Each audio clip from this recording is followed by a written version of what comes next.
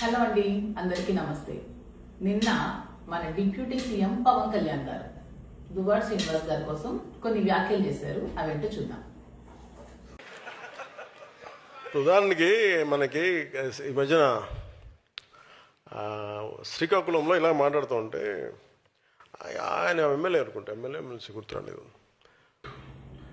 ఎమ్మెల్యేనో ఎమ్మెల్సీనో గుర్తు రాలేదంట. అంటే ఒక ఉప ముఖ్యమంత్రిగా ఎంతమంది ఎమ్మెల్యేలు ఎవరు ఎమ్మెల్సీ స్థానంలో ఉన్నారో కూడా తమకు తెలియదు. అండ్ మీకు తెలియకుండానే కేసులు పెట్టేశారా?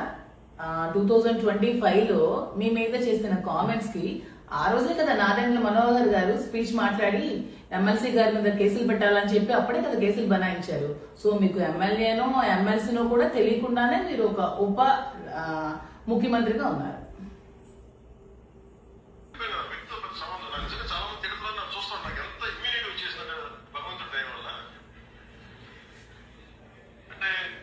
పవన్ కళ్యాణ్ గారికి తిడితే ఇమ్యూనిటీ వచ్చేస్తుంది. అవును, వాళ్ళ తల్లికి తిట్టినా సరే అతనికి ఇమ్యూనిటీ వచ్చేస్తుంది.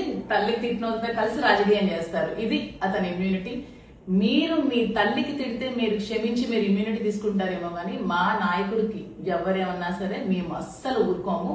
మా నాయకుడి కంటే మేము మాట్లాడాల్సి వస్తుంది, మేము ప్రశ్నించాల్సి వస్తుంది. మీరు ఎన్ని కేసులు పెట్టుకున్నా పర్వాలేదు.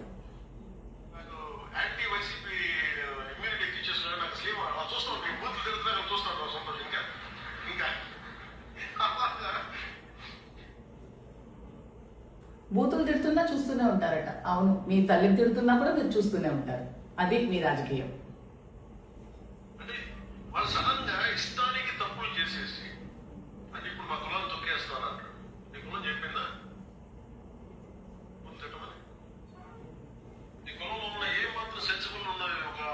కులం కోసం మాట్లాడుతున్నారు పవన్ కళ్యాణ్ గారు. వృద్ధనారి పతివ్రత అంట సామెత మీకు కరెక్ట్ గా వర్తిస్తుంది. మీరు ఈ కులం కోసం మాట్లాడిన మాటలు ఒకసారి ప్లే చేద్దాం.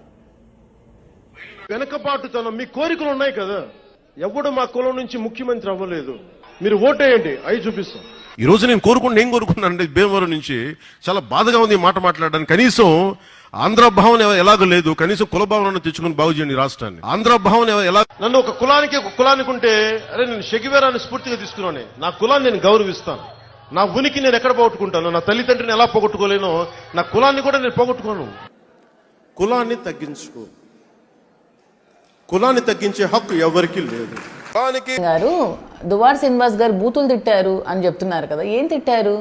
ప్రశ్నించారు. ప్రశ్నిస్తా అని చెప్పిన పవన్ కళ్యాణ్ ఇప్పుడు ఎక్కడున్నారు? ప్రశ్నించడం మానేశారా అని ప్రశ్నించారు. వీలైతే ప్రశ్నల్ని ఎదుర్కోండి, అంతేగాని ప్రజాస్వామ్యం అంటే ప్రతీకారం కాదు. అయినా దువ్వాడ శ్రీనివాస్ గారు కామెంట్ చేసింది పవన్ కళ్యాణ్ మీద. సో ఎవరో కేసులు పెట్టడం ఏంటి? మీకు దమ్ముంటే కేసులు మీరు పెట్టండి. ఎందుకంటే దువ్వాడ శ్రీనివాస్ గారు డైరెక్ట్ గా దమ్మున్న మగాడు కాబట్టి మిమ్మల్నే ప్రశ్నించారు. సో మీరే ఫేస్ చేసుకోండి. ఎవడో కోన్కిస్కగాలు కేసులు పెట్టడం ఏంటి? ప్రశ్నిస్తే అరెస్టులు చేస్తారా? నిర్బంధిస్తారా? ఎంతమందికి అరెస్టులు చేస్తారు? ఎంతమందికి నిర్బంధిస్తారు? ఎన్ని రోజులు జైల్లో అని ఉంచగలరు? ఎంతమందిని ఉంచగలరు? ప్రజలందరూ గమనిస్తున్నారు.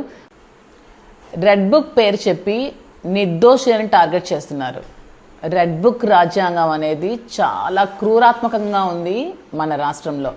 ప్రజాస్వామ్యం అంటే ప్రతీకారం కాదు. ప్రజాస్వామ్యం అంటే ప్రజలకు సేవ చేయడం. వీలుంటే తప్పు చేసిన వాడికి శిక్షించండి, తప్పు చేయనోడు ఎందుకండి శిక్ష అనుభవించాలి? రెడ్ బుక్ పాలన కాదు, ప్రజాస్వామ్యమే ఇక్కడ పాలన చేయాలి. గుర్తుంచుకోండి, ప్రజలందరూ గమనిస్తున్నారు. ఈ 2 సంవత్సరాల్లో మీరు చేసిన అరాచకాలు, ప్రతీకార చర్యలు అన్ని గమనిస్తున్నారు ప్రతి ఒక్కటి కూడా. ఎందుకంటే మీరు వచ్చినప్పటి నుంచి ప్రతి ఒక్కరి మీద ఈ సోషల్ మీడియా కేసులు పెట్టి అనవసరంగా హింసించి, కుటుంబాలను హింసించి, ఆడపిల్లల్ని హింసించి ఇంత ఘోరాలు చేస్తున్నారు. ఆడపిల్లల మీద మా మీద చాలా మంది సోషల్ మీడియాలో ట్రోల్ చేస్తుంటే అవేమీ మీరు పట్టించుకోరు. మేము కేసులు పెడుతున్నా కూడా తీసుకోరు.